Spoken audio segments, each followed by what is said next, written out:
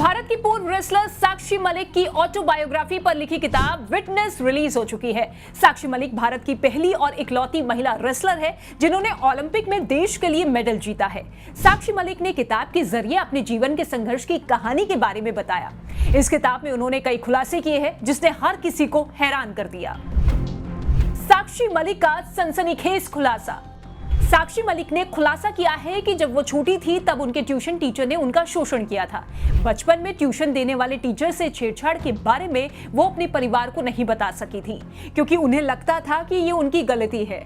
उन्होंने लिखा कि मैं इसके बारे में अपने परिवार को नहीं बता सकी क्योंकि मुझे लगा कि ये मेरी गलती थी। मेरे स्कूल के दिनों में ट्यूशन देने वाला टीचर मुझे प्रताड़ित करता था। वो मुझे क्लास लेने के लिए बेवक्त अपने घर बुलाता और कभी कभार मुझे छूने की कोशिश करता। मैं ट्यूशन क्लास के लिए जाने के लिए डरी रहती थी, लेकिन मैं अपनी मां को ये बात नहीं बता सकी। विनेश फोगाट बजरंग पुनिया पर लगाए आरोप। वहीं साक्षी मलिक ने बृजभूषण शरण सिंह के खिलाफ प्रदर्शन को लेकर भी अपनी किताब में लिखा। उन्होंने कहा कि पिछले साल विनेश फोगाट और बजरंग पुनिया का एशियाई खेलों के ट्रायल से छूट लेने के फैसले से बृजभूषण शरण सिंह के खिलाफ उनके विरोध प्रदर्शन की छवि प्रभावित हुई क्योंकि इससे ये अभियान स्वार्थी दिखने लगा। साक्षी इस विरोध प्रदर्शन के 3 मुख्य पहलवानों में से एक थी। उन्होंने अपनी किताब में बताया कि जब बजरंग और विनेश के करीबी लोगों ने उनके दिमाग में लालच भरना शुरू किया तो उनके विरोध प्रदर्शन में दरार आने लगी। इन तीनों ने भारतीय कुश्ती महासंघ के पूर्व प्रमुख बृजभूषण शरण सिंह पर अपने कार्यकाल के दौरान महिला पहलवानों के साथ यौन उत्पीड़न का आरोप लगाया था और मामला दिल्ली की अदालत में चल रहा है। बृजभूषण शरण सिंह ने किया था छेड़छाड़। वहीं किताब में साक्षी मलिक ने बृजभूषण शरण सिंह के किए छेड़छाड़ के बारे में भी लिखा। उन्होंने कहा कि बृजभूषण शरण सिंह ने मेरे माता पिता से फोन पर बात करवाई। मैंने अपने माता पिता को अपने मैच और पदक के बारे में बताया। मुझे याद है कि उस समय तक मुझे कुछ भी अप्रिय घटित होता हुआ महसूस नहीं हुआ था। जब मैं उसके बिस्तर पर बैठी थी और जैसे ही मैंने कॉल खत्म किया तो उसने मेरे साथ छेड़छाड़ करने की कोशिश की। मैंने उसे दूर धकेल दिया और रो पड़ी। इसके बाद वो पीछे हट गए। मुझे लगता है कि इसका उन्हें एहसास हुआ होगा कि वो जो चाहता था मैं उसके लिए तैयार नहीं थी। तब उसने कहना शुरू कर दिया कि मेरे ऊपर पिता की तरह अपना हाथ रखा था, लेकिन मैं जानती हूँ कि वो ऐसा नहीं थे। मैं रोते हुए उसके कमरे से बाहर आ गई। साक्षी को शादी के लिए करनी पड़ी फाइट।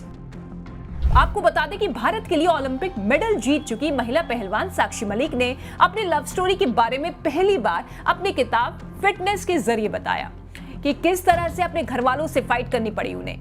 साक्षी के मुताबिक पहले तो उनके घर वाले मान गए थे, लेकिन जब मैंने ओलंपिक मेडल जीत लिया फिर उनका मन बदल गया और यहां से मेरी फाइट शुरू हुई।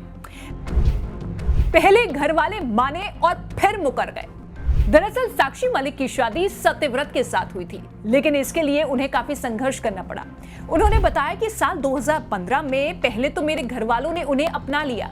मैंने अपने घर वालों को उनके बारे में बताया था और उस वक्त सत्यव्रत की उपलब्धि मेरे से काफी ज्यादा थी। जब घर वाले माने तो फिर साक्षी ने आगे बताया कि जब मैंने रियो ओलंपिक में मेडल जीत लिया था तो फिर मेरे घर वालों को लगा कि मुझे और आगे खेलना चाहिए, आगे बढ़ना चाहिए और उन्होंने मेरी शादी के लिए मना कर दिया। इसके बाद मेरी असली फाइट शुरू हुई। हालांकि मैं ऐसी नहीं हूं कि किसी से लड़ाई झगड़ा करूं, लेकिन मैंने अपने घर के लोगों से जिद करनी शुरू कर दी। मम्मी से मैंने साफ कह दिया कि मैंने कमिटमेंट कर दी है तो फिर मैं उससे पीछे नहीं हट सकती। वहीं मेरी ये लड़ाई चलती रही और फिर सब मान गए और हमारी शादी हुई। साक्षी मलिक ने पिछले साल लिया था संन्यास। वहीं साक्षी मलिक रोहतक जिले के मोखरा गांव की रहने वाली हैं। उन्होंने सिर्फ 12 साल की उम्र में ही रेसलिंग सीखना शुरू कर दिया था।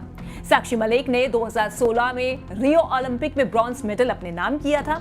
साक्षी के नाम कॉमनवेल्थ गेम्स में भी 3 मेडल है। उन्होंने 2014 में ग्लासगो कॉमनवेल्थ गेम्स में सिल्वर मेडल, गोल्ड कोस्ट 2018 में ब्रॉन्ज मेडल और फिर 2022 में बर्मिंघम में गोल्ड मेडल जीता। इसके अलावा भी कई मौकों पर उन्होंने भारत के लिए मेडल जीते हैं।